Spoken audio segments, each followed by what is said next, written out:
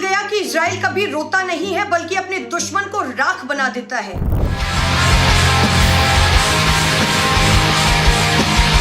क्या फिलिस्तीन ये भूल गया कि इजराइल कभी शोक सभा नहीं करता है बल्कि सीधा अंतिम संस्कार करता है?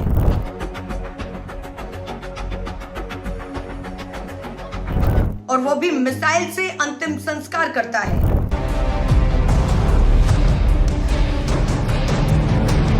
कल अमेरिका की राजधानी वॉशिंगटन डीसी में जो भी कुछ हुआ उसने सबको दहला दिया है। कल अमेरिका की राजधानी वॉशिंगटन डीसी में ताबड़तोड़ गोलियां बरसाई गई है।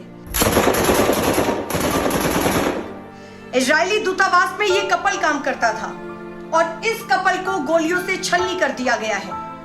ये दोनों कैपिटल यहूदी म्यूजियम में एक कार्यक्रम में शामिल होने के लिए गए थे। जैसे ये कपल उस म्यूजियम से बाहर निकलता है, ठीक वैसे ही, तुरंत वैसे ही ताबड़तोड़ गोलियां चलने लग जाती है और इस आतंकवादी ने उस कपल को मौत के घाट उतार दिया है। अब पुलिस ने इस कपल के बारे में जानकारी दी है कि इस कपल की कुछ ही दिनों में सगाई होने वाली थी।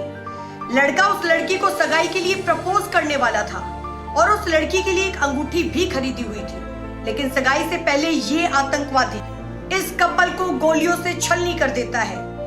इस कपल पर गोलियां बरसा दी गई है। गोलियां बरसाने के बाद वो आतंकवादी चिल्लाता है, फ्री फिलिस्तीन, फ्री फिलिस्तीन, बार बार कहता है।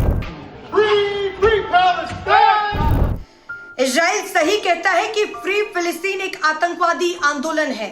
हम में से किसी को ये नहीं भूलना चाहिए कि अब फिलिस्तीन में जिहादियों की जन्नत एक्सप्रेसवे चलने वाली है और इजराइल इस जन्नत एक्सप्रेसवे को चलाएगा और वो भी हाई स्पीड में चलाएगा। देखिए, इस पूरे देश में सिर्फ दो देश ऐसे हैं जो आतंक के खिलाफ खुलकर लड़ाई लड़ते हैं, भारत और इजराइल। ये दो देश ऐसे हैं जो खुलकर लड़ाई लड़ते हैं आतंक के खिलाफ। ये दो देश ऐसे हैं जो चाहते हैं कि आतंक बिल्कुल जड़ से खत्म हो जाए। लेकिन आप लोग सोचिए कि अगर ये हमला किसी दूसरे देश में हुआ होता तो अब तक हंगामा मच चुका होता, लेकिन ये हमला हुआ है तो अमेरिका में हुआ है। कोई कुछ नहीं बोलेगा क्योंकि अमेरिका है ये।